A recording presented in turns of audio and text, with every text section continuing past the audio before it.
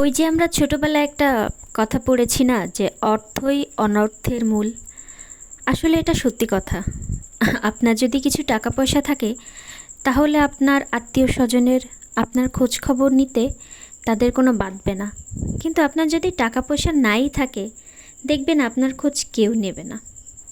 এটাই হলো মানুষের সবথেকে বড় সমস্যা। আসসালামু আলাইকুম। শখের টুকিটাকি ছোট্ট একটি মিনি ব্লগে সকলকে স্বাগতম। তো আজকে সারাদিন বৃষ্টি পড়েছে। সকালে কে কে খিচুড়ি খেয়েছেন আমাদের মতো? তো যেহেতু বৃষ্টি ছিল, দেবরের আবদার ছিল খিচুড়ি খেতে হবে, তো আমরা খিচুড়ি খাওয়া শেষে এই যে দুপুরের রান্নার প্রস্তুতি নিচ্ছিলাম।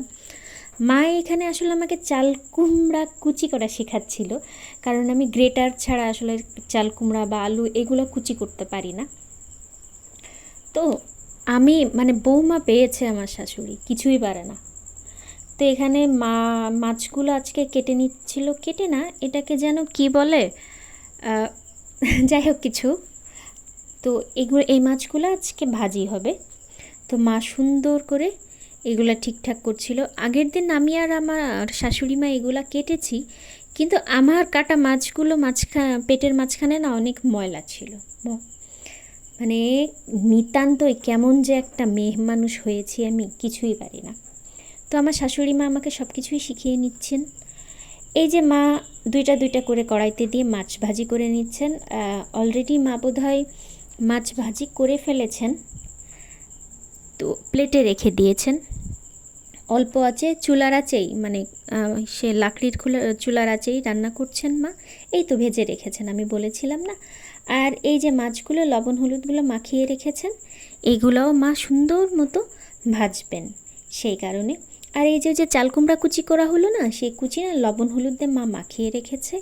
পরে অবশ্যই গলা পানিটা ফেলে দেবে। আর এই যে টুকিটাকি মশলা রান্নার জন্য যতটুকু যা লাগে ওইটা। তো আমাদের মাছ ভাজি রেডি, মাশাল্লাহ।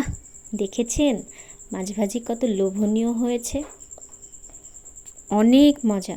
আসলে মাছ ভাজি এমন একটা জিনিস যে এটা একটু কড়া করে ভাজলে না, এই পেঁয়াজ মরিচ আর ওই মাছ দিয়ে অনেকগুলা অনেকগুলা ভাত খাওয়া যায়।